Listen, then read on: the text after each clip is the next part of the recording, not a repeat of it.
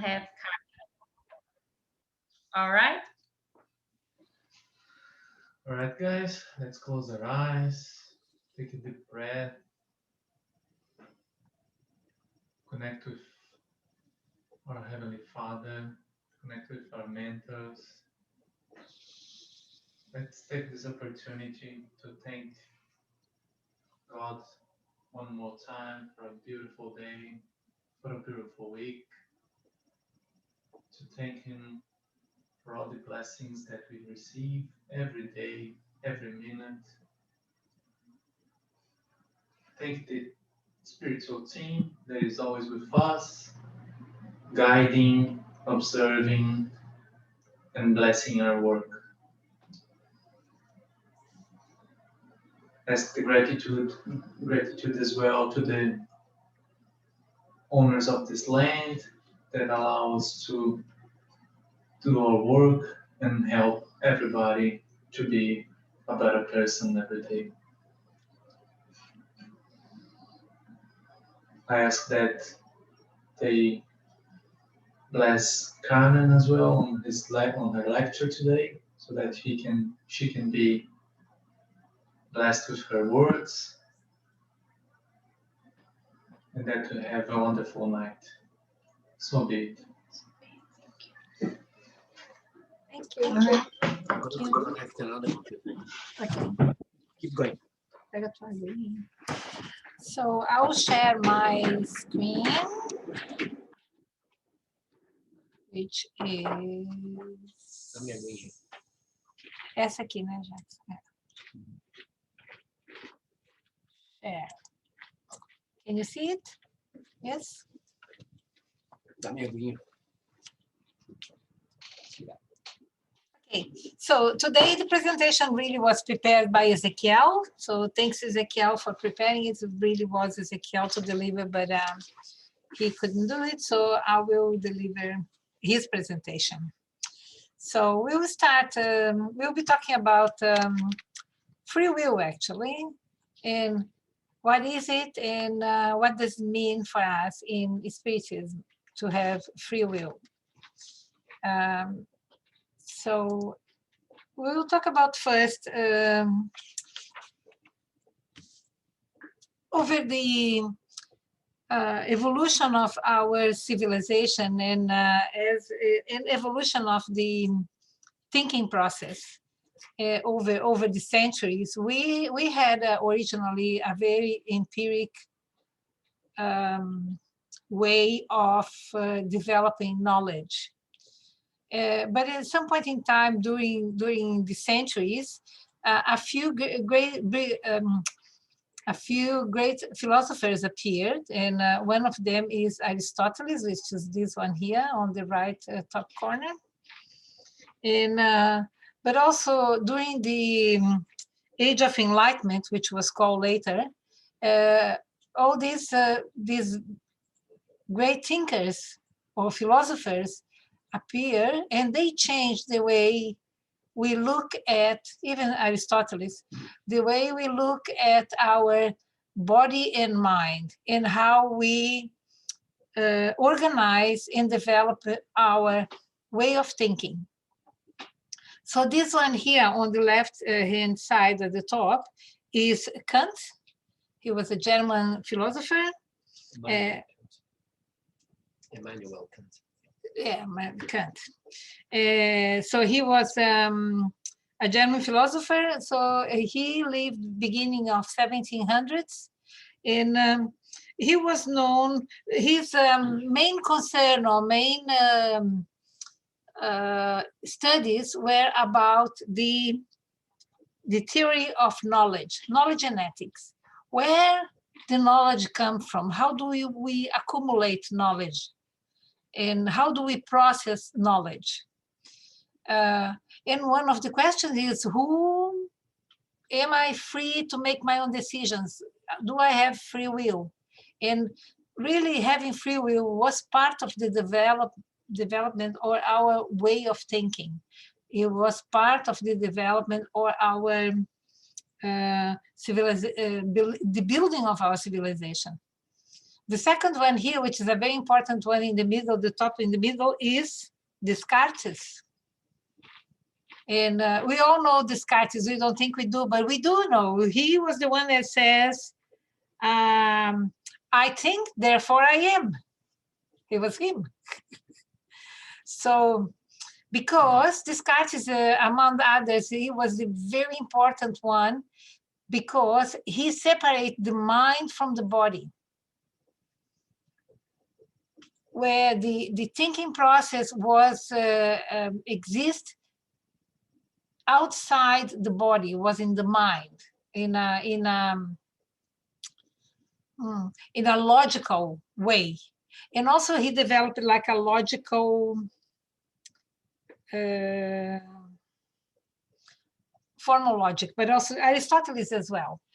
Descartes and Aristotle, they developed a logical thinking, which were originally in the past, before that, was more like a experimentation, but didn't have a logical, formal logical way of thinking. Like we could call today like a scientific method, which didn't exist at the time.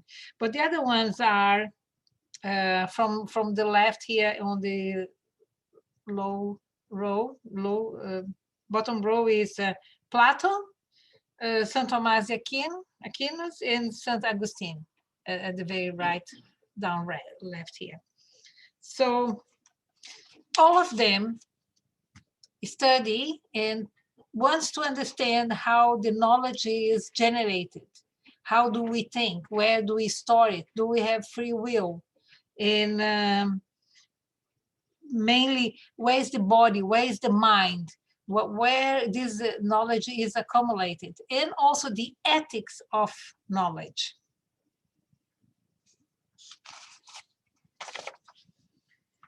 So, and the big questions always was, what is free will?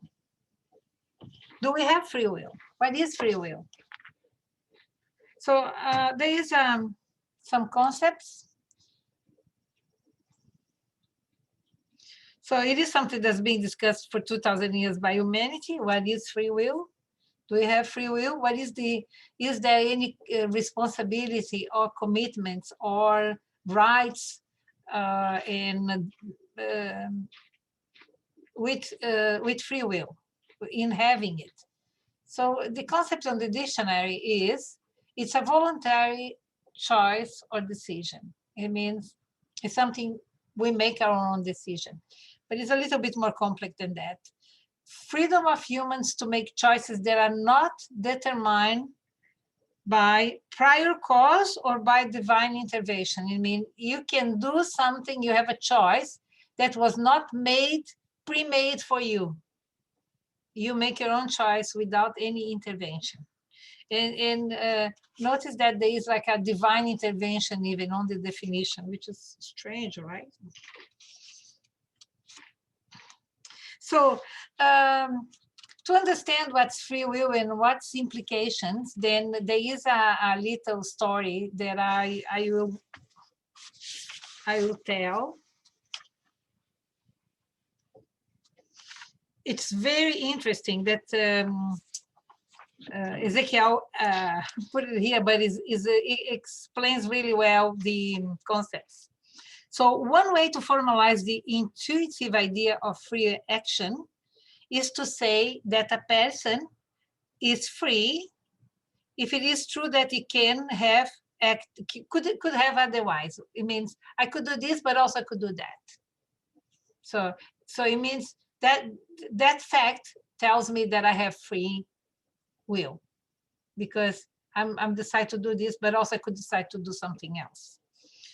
For example, buying apples is ordinarily a free action because I could buy oranges.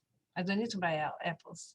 So the fact that I bought apples means I consciously decide to buy apples. But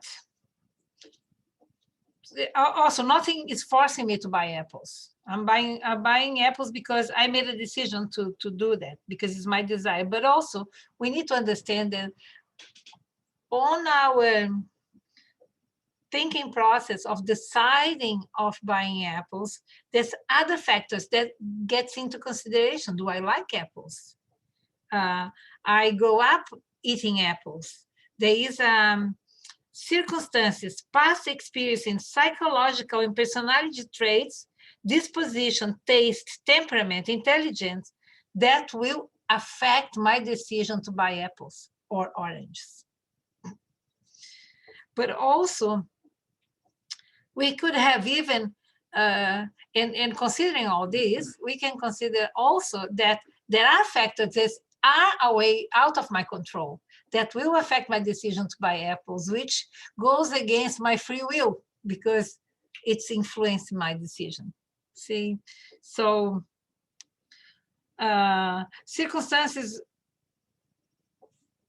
are results of many factors that outside the individual's control, including his upbringing, genetic makeup. The person has an allergy to apples or there's allergy to oranges. He cannot buy apples, even if he wants to buy apples, because there's a genetic disposition of not be able to buy apples. So, or not be able to consume apples. So ultimately, the free will is limited. Even if we think we have free will, it's limited by a number of factors. Yeah, and moreover, there is a moral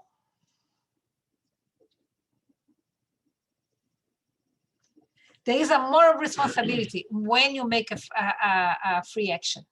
When you make a decision to buy apples, you have a moral responsibility towards that decision.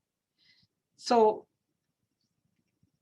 moral praise and blame, reward and punishment, all of this assumes that the person that's making the decision is conscious of its moral responsibility of that decision. So what I'm trying to say is I can only put blame or praise or punishment or reward to an action that someone took at their own free will if the person that took that action is conscious of its moral responsibility.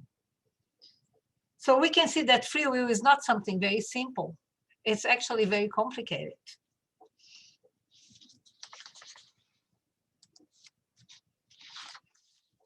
So there's another definition here from the Britannic Encyclopedia.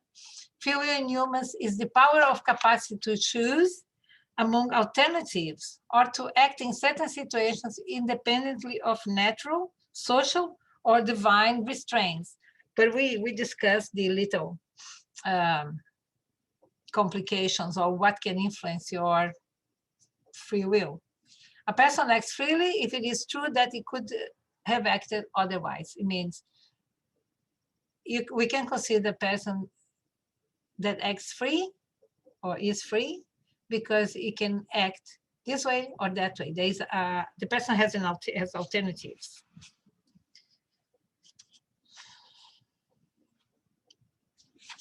So I have a question for us all. So considering that circumstances, experience, traits in the sense that factors outside the individual control, including upbringing and genetic makeup, can have some influence on our free will. Is it correct that a person's action may ultimately be no more the result of free will than his eye color, for example? In other words, is that true that the person could only do that because all her genetic and previous baggage drives to that decision, which means the person really doesn't have a choice in a way? Do you agree or disagree?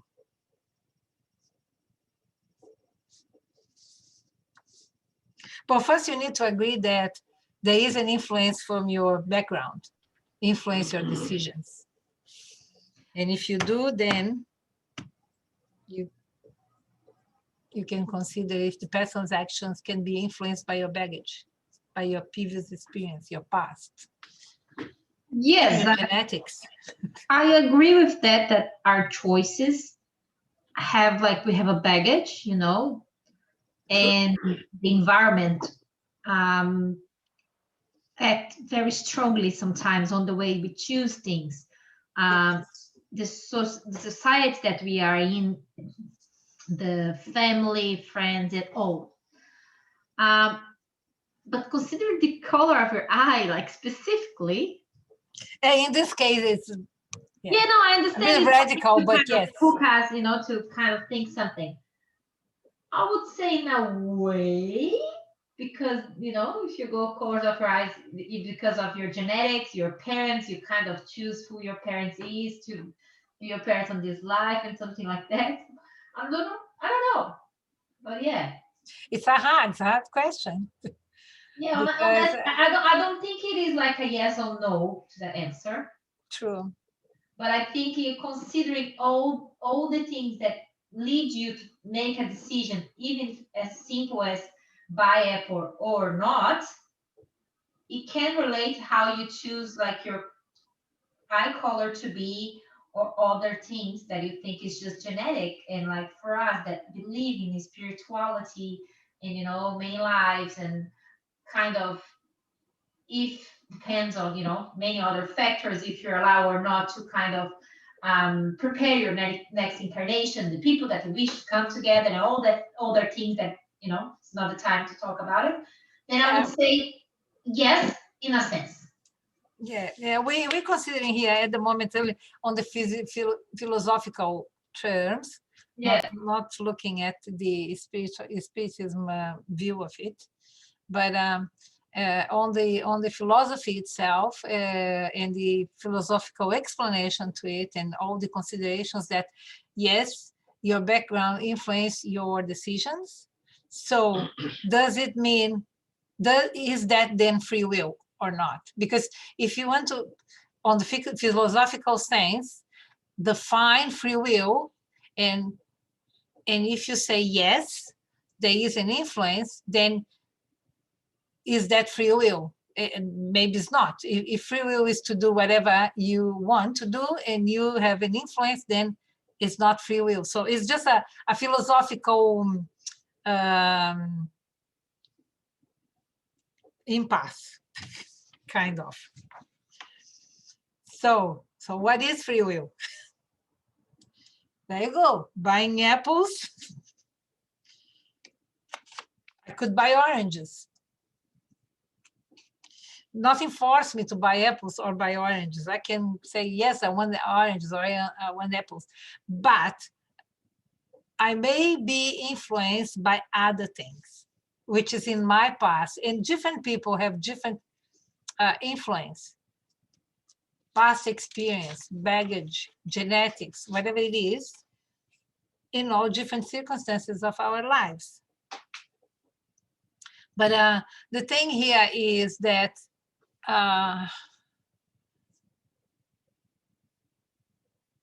to get together with the free will itself, together with that decision, there is a conscious moral responsibility that comes with it. So if I decide to not be nice to someone, there is a moral responsibility to the action that I decide on myself for whatever reason, with whatever influence. So the existence. So for definition, the existence of free will, or the willing to define free will, presuppose the notion of a moral responsibility. The moment we say we want to be free and want to have to do whatever we want, you intrinsically, you in your background, you know that it comes with a moral responsibility. But on the other side of this, a person that doesn't recognize the moral responsibility cannot be responsible for his or her actions. So it only makes sense that the person has a moral responsibility if the person recognizes that there is a responsibility on the action. I'll just, most people would agree that a person cannot be morally responsible for actions that he could not help but perform. I couldn't help, but I need to do it. Moreover, moral praise and blame and reward seems to make sense only on the assumption that the agent in question is morally responsible. You can only judge or try to put blame or reward on someone if you can recognize that the person has some kind of responsibility on the act. This consideration seems to imply a choice between two implausible alternatives. One, person have free will, in which case the person's actions are not determined by his circumstances, past experience, and personal trait. It means the person has a free will with no influence for anything from the past or anything else. Or the person do not have free will, in which case no one is responsible because I don't have free will. I was forced by my past, my influence, my genetics, my background, and so I don't have a responsibility to my actions. So there is a moral implication depending how you define free will, which is all very nice and philosophical, but I will see how spiritists look at it. I hope I didn't confuse everybody. You have any questions? No? Clear as mud? Okay. So, in Spiritism, free will was given to us as a gift from God, so that we can full reign over the path that we choose for what, giving certain constraints determined by our own path in the divine plan by everything that surrounds us. So God gave us the free will so we can choose the correct path and evolve.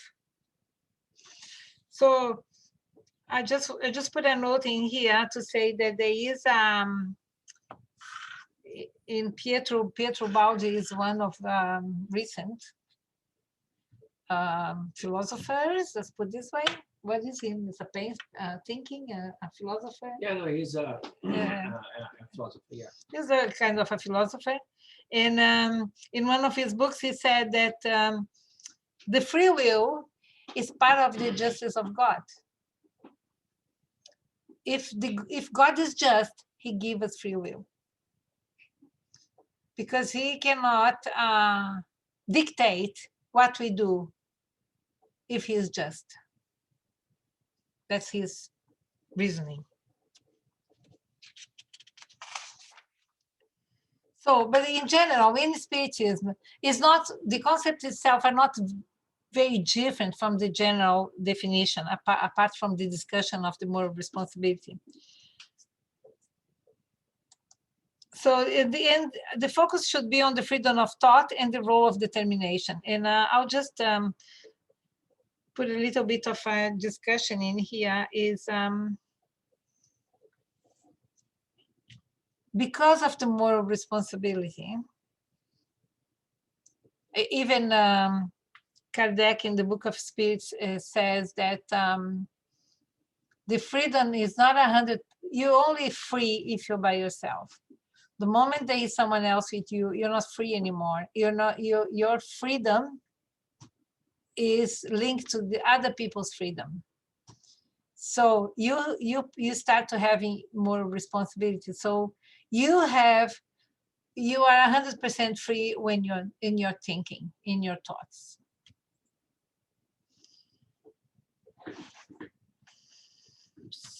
So the Spiritism from Book of Spirits, it says, Kardec asked, the humans have freedom of action.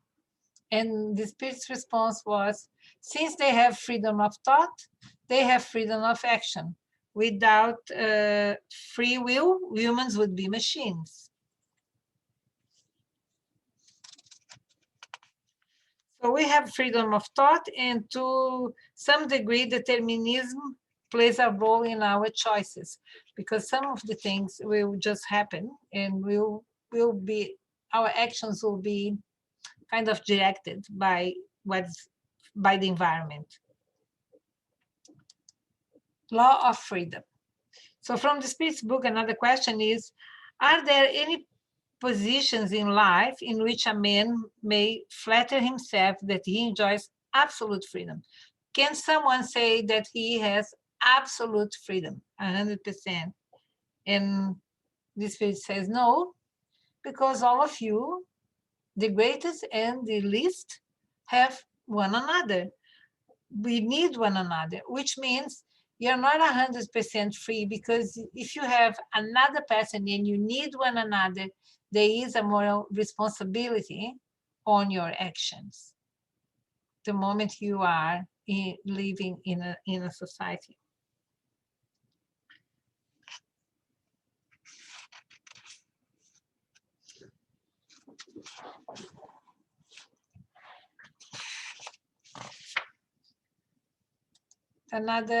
In another passage of the Spirit's book, in what condition of life could a man enjoy absolute freedom?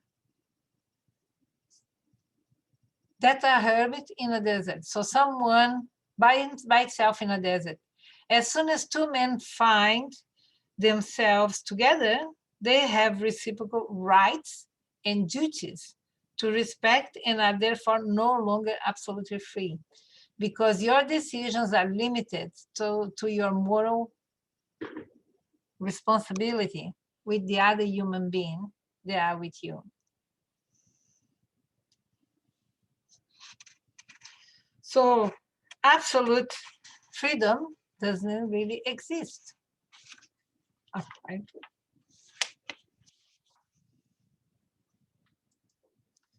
In another passage again, is there in men something that escapes constraint, and in regard to which he enjoys absolute liberty? So Kardec was trying to ask in many different ways. Yes, in his thoughts, men enjoy unlimited freedom. For thought knows no obstacles. The action of thought may be hindered, but not annihilated. So, is the man responsible for his thoughts? Is there a more responsibility on your thoughts? And the response is, he is responsible for them to God. God alone can take cognizance of thought and condemn or absolve according to his justice. So you have freedom, unlimited freedom on your thoughts, but also even your thoughts have a moral responsibility in it.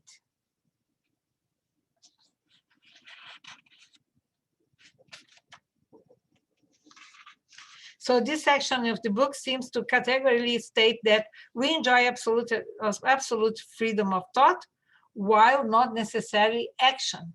So we can think, but we cannot do it, in a sense.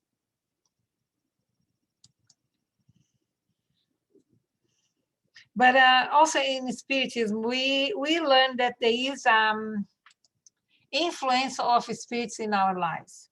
So we know in Spiritism that the spirits are everywhere. They're here. We are here, but also the spirits are here, and they tend to influence as well what we do, or suggest what we do, what we think, and try to influence to some degree our thoughts as well, for good or for bad. So we have influence of the spirits, and we are servants of our past. So whatever we did in the past, in this current life, on the previous lives, there is consequences of our own actions. So is the cause and effect law. Everything that, every action has a reaction. So every action that we had in the past, in this life or previous life, will have a reaction that will influence our free will on this journey. So even if we would like to make another decision, sometimes you'll be forced by the circumstances or make a decision that's not really your free will to do. You probably would prefer something else, but so there is law of cause and effect. So previous life and current life, we have we respond, so we have a moral responsibility for the actions we took during our lives. So how can we use the free will in our favor? So all these explanations and all these notes on this presentation really it's to do with to understand better how can we use our free will and progress in our journey. So we should always try to make the best possible choice freely, but considering our framework, our surroundings, what are your limitations, every single time. Give it a thoughtful consideration. Always consider in the light of Jesus' teachings, what Jesus would do, or what Jesus would be in his teachings, guide me on these circumstances. Remain vigilant of our thoughts, like we always said, isn't it? Pray and what's in English? Orai vigiai. Pray and watch. Meditate about our values and experiences. So be aware. Pray And be aware. and be aware. Anyway, I think that's but anyway. So be mindful what we are thinking and think about our moral values and our experiences and how can we make good choices based on our background. Use our background, our baggage to our advantage. We must make every effort and use all the tools at our disposal to move in the direction of light. That is, we must strive to apply the teachings of Jesus every single decision of our life. This must be done while staying vigilant of the influence of other spirits in our thoughts, to ensure that we let the good influence through while preventing any perverse influence from dragging us down.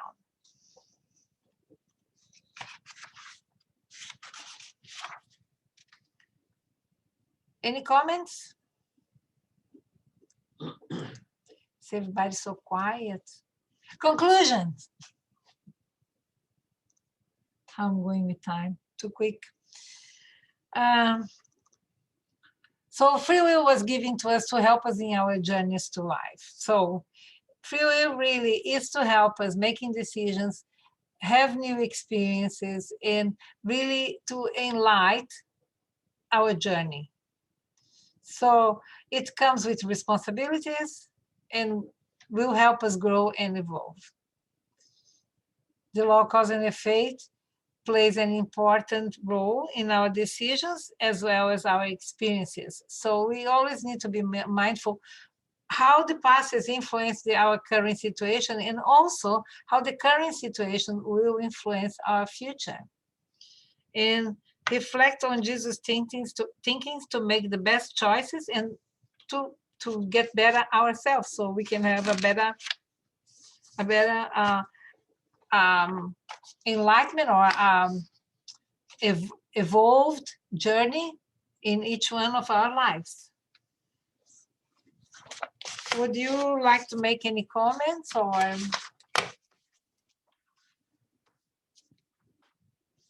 any observation or questions? No, for me, no. No? I always know, like, after some study, I start to see free will as you presented tonight, like it's a sort of a choice, but not like that free will as everyone, desire, that just have total control of my decisions, that like my free will is kind of limited with my environment, who I was, who I am, and who I want to be. Yes. So yeah, I kind of navigate with the same way you present tonight. So for me, I understand that way too. It makes sense, really, because we talk about free will like something you think, oh yeah, I can decide whatever you want to. It really is not that simple. It comes with some responsibilities, and it's something we don't really think about when you're making your decisions or actions. But really, we should be.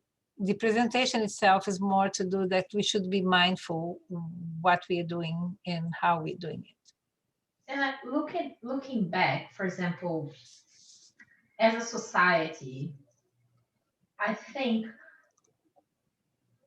like giving the importance to our thoughts and the decisions that we want to make, um, it's being an evolution of that through the years as well. Because if you look back many, like, I don't know, 2 centuries ago, if you wish to just kill someone for like any stupid reason, you could, and it was easy, and no one was judging you, and you live in a society that allows you to do things like that. But like nowadays, while we are evolving and learning more and understand that the other does have his rights too, and as you present that, when it's two of us, you have a more responsibility to that one. So thank God we are uh, walking to like a future where we are learning to respect our brothers and sisters, where we consider better decisions that we want to make.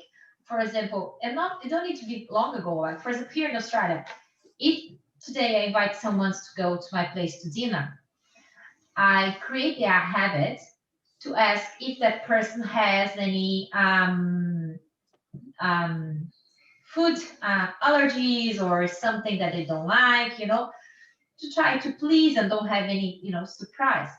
But I remember as a kid, when my mom invites someone to dinner, those questions was never made. No, Was that's true. I invite you to dinner and the person has to eat whatever was put on the table because that was a disrespect. I understand the both concept, but like you can't have that if you ask that person first. There's something that you don't like it, or you have any food allergy that gonna avoid that person to eat that plate that you prepared the whole day for the dinner. So you don't need to go too far behind to see that simple acts that we do on our day show respect, consideration for the other, and make us live on a better way. So now I'm sure the person that is coming to my place, she's gonna be happy eating, and I'm gonna be happy cooking for something that everybody's gonna enjoy together. So it's pretty much like simple acts, and like I could have the free will to say, I'm not gonna ask and whatever, but then would that be bad decision? Would that kind of make flow and have a nice and entertaining night? So in that sense, I do believe we are walking Better. on For a better place, yes. considering more people, and like more we consider people is not because we are free to do whatever we want, but we are free to act as a society and live better because we understand each other, and we are doing not what is best for me, but what is best for the whole thing, the oneness that we've been talking about. Yes. But and also, yes, individually and collectively. Yes, Yes. that's true. Thanks, Dave. That's for me. And I always have to talk with food involved. Sorry. Thank you. And so we'll do the prayer box now. So I do that. Yes, me, myself. Okay, so we'll just sit comfortable on our chairs, we'll close our eyes, try to do deep breath.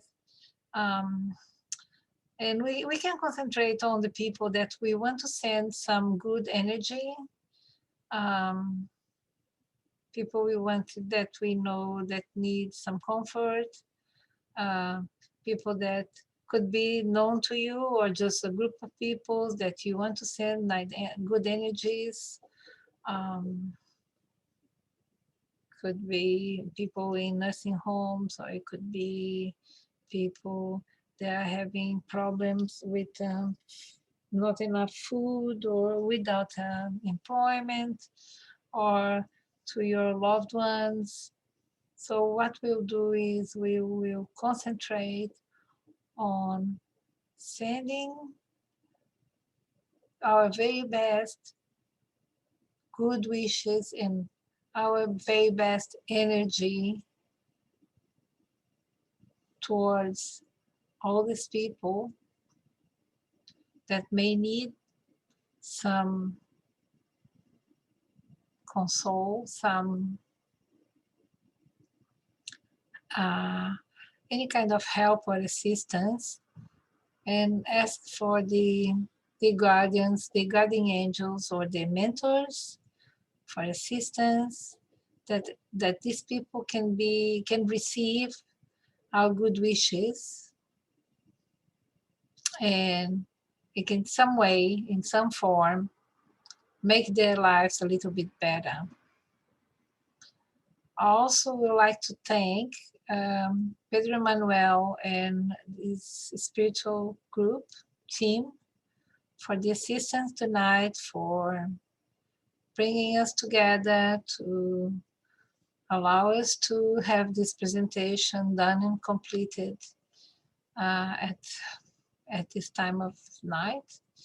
And we wish to go back to everybody that have a nice week. We should all feel blessed by our spiritual team.